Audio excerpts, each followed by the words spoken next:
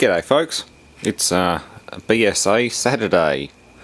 I've got two BSA stationary engines, both roughly if not the same model. This one might be a little bit bigger.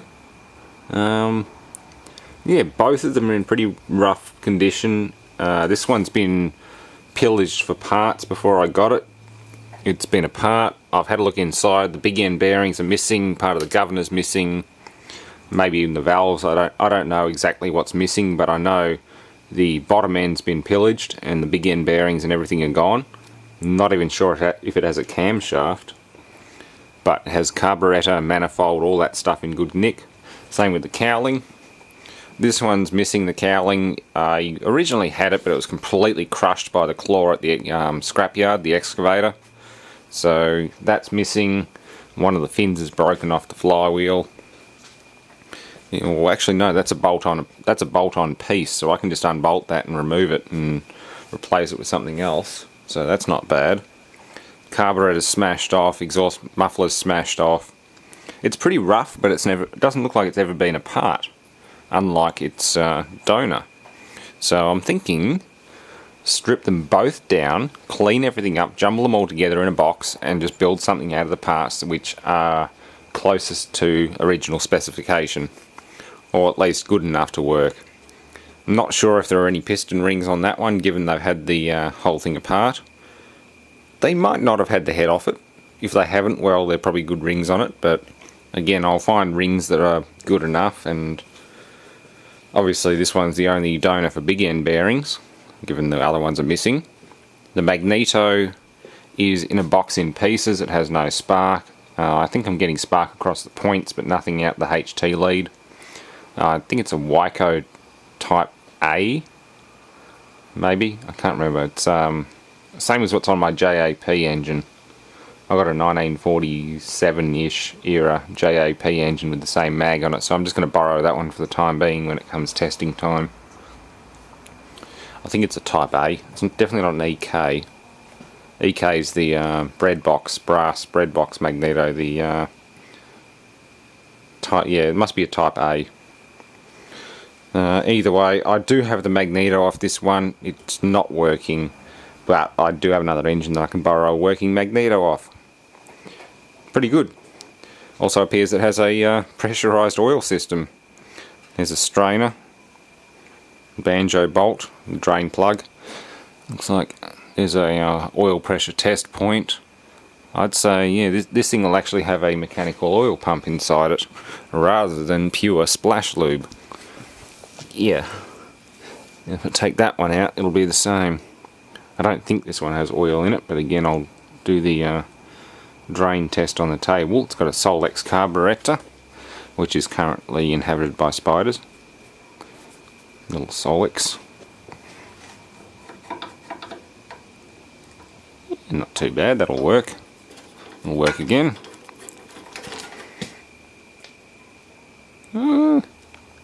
Yeah, I can see the top of a valve. The valves are still there. It looks like they've just robbed the bottom end. Bottom end bearings are gone. Like literally missing. Classic BSA fuel tank, full of rust. Not ideal.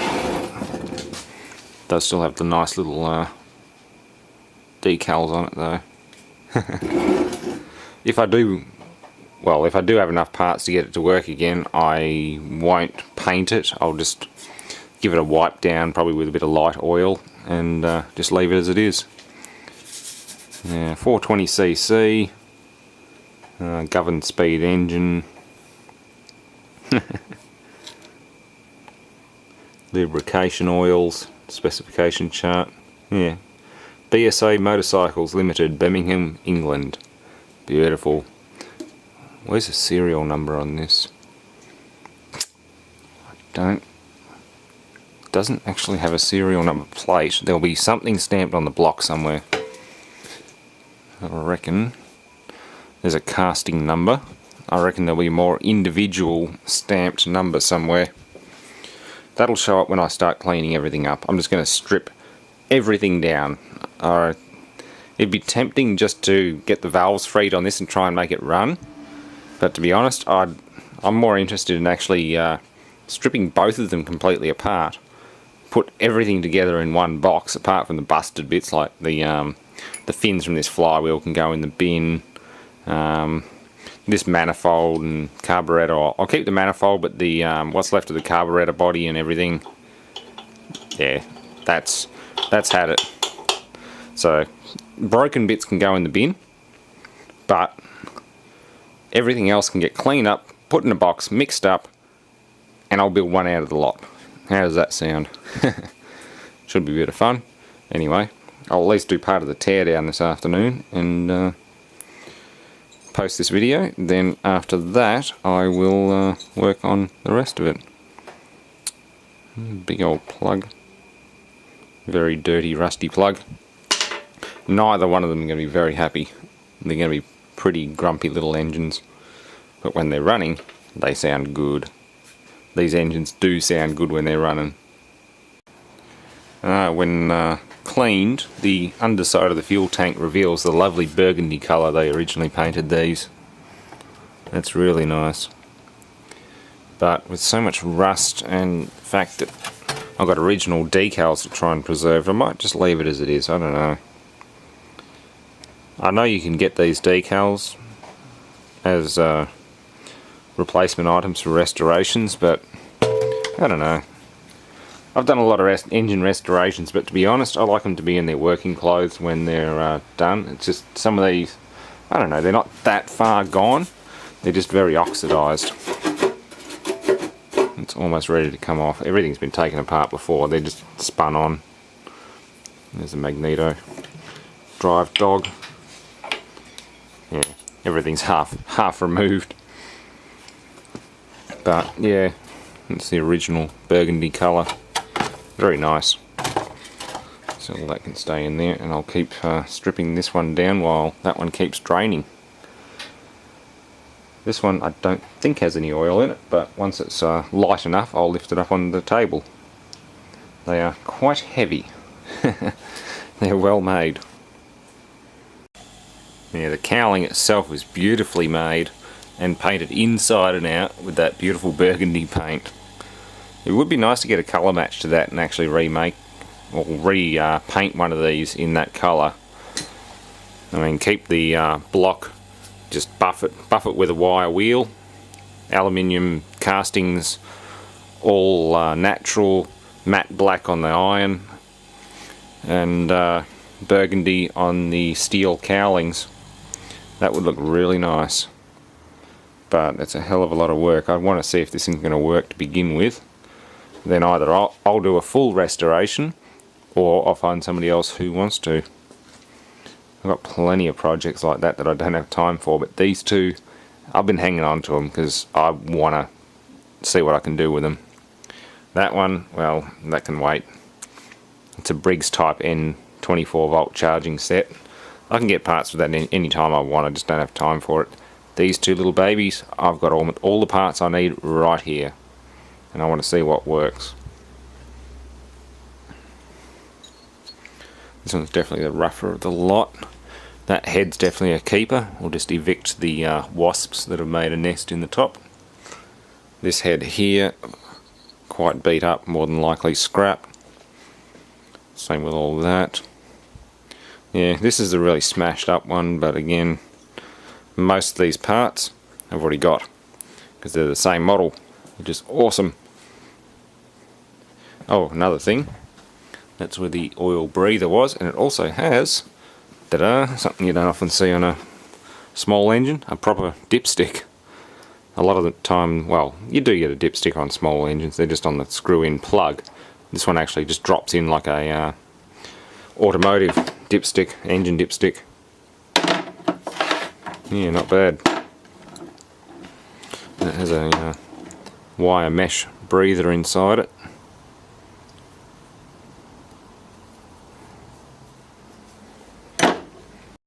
Now it's starting to look a bit better. That flywheel alone without the fins on it, or the fan I should say, probably weighs about 18 pounds or so, about 8-9 kilos. It's a decent chunky little engine, I love it. There's no big end bearings. Doesn't sound very nice, but at least everything's loose. It's easy to take apart. This one's going to be more of a challenge, but still, that's what the inox is for. It'll be alright. Just hose everything down with it. Best stuff in the world. I use WD-40 for degreasing things or starting fires. I use this stuff for freeing nuts and bolts. And I think I need to buy a few more cans because that's my last one. That's alright, it'll last me through these tear downs. Another thing inox is good for, cutting through very stubborn stuck pulleys. Makes an excellent cutting fluid, which WD-40 does also double as a good cutting fluid. It's just not a very good lubricant in my opinion. This one is very badly worn, so I have no problem destroying it. I've got plenty of spares. This one's not even a V anymore, it's more like a round belt, it's that badly worn. So I'm going to cut it, probably try and drive a chisel in there. If that doesn't free it up enough, I'll just cut it the other side and split it in two. Goodbye old pulley, and I'll be able to get this front casing and everything off. This one's pretty good. Should be alright. They definitely run a oil pump system. That's the oil pump from the other one, that one there. Tiny little thing. The gasket obviously has to seal properly for it to work, because there's the gallery. One will be inlet, one will be outlet. That's probably the outlet there. Overpressure relief. It's kind of cute. That's really nice. Everything's split pinned into place. Nice little thing. Again, plain bearings. They are not ball bearing races. They're pressure fed plain bearings. Yeah, not a bad little engine design. Only recently have I seen lawn mowers, even push mowers with oil filters and pressurized oil systems. For a while there it was all splash lube, which isn't bad in a very simple engine, but this one has a lot of moving parts inside, so you kind of want a pressurized lube system. There we go. Nice and easy. Split it. Filed the nasty burrs and vice grip marks off the end of the shaft, and she slipped straight off. Very badly rusted on though. Well, it wasn't going to come off without splitting it and a bit of gentle tapping with the hammer, and it just came straight off. Yeah, nice. This one will come apart quite easily now. That's what I was worried about, but given the fact that I don't have to salvage the pulley anyway, given the wear on the thing, definitely not a V pulley anymore. Yeah, destructive is more constructive.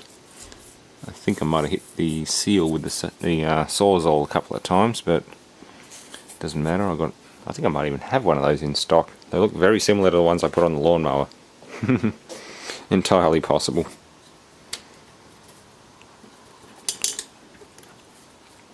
No, that's wide in there. Dipstick and breather, all that's going to come off. Everything, I'll at least take the cylinders heads off, and then we'll call it a night, I think. Okay, well, that's one cylinder head off. Very typical carbon deposits and debris. Typical of a very old engine and very big combustion chamber volume. The piston itself is even dished on the top. The crown's actually dished in. The inlet valve stuck, exhaust valve still working, but nice big carbon deposits. Poor old thing. Very clear head gasket below here, all nice and coppery around here. It goes very dark. And we look at the head, it's quite degraded and pitted in that area. So it's just had a bit of a head gasket leak there.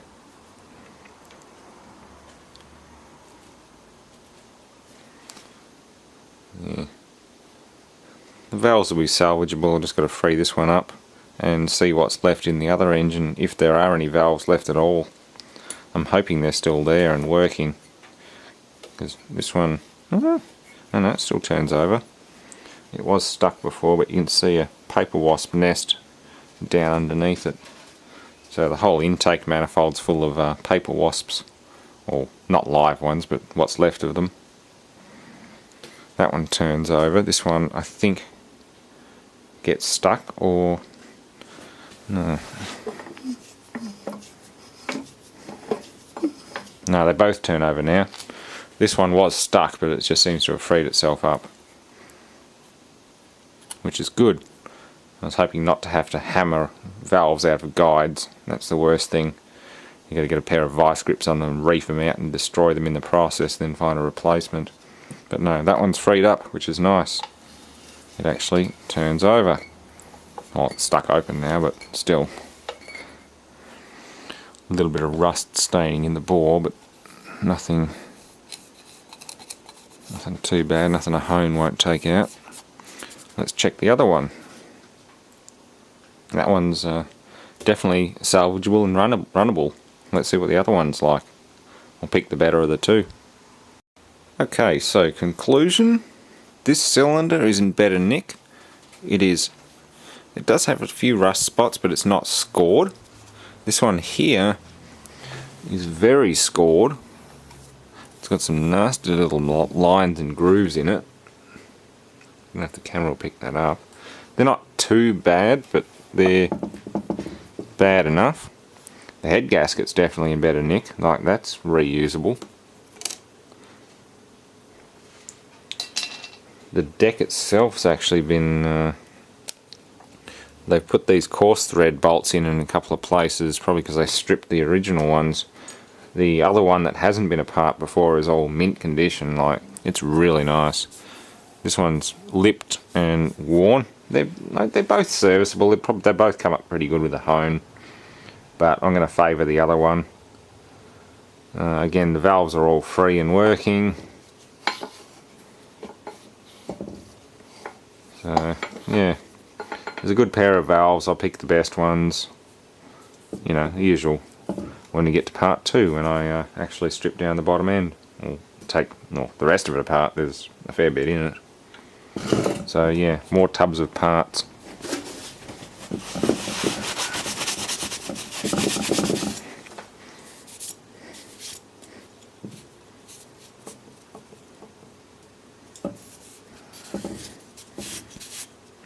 And a few little marks on there.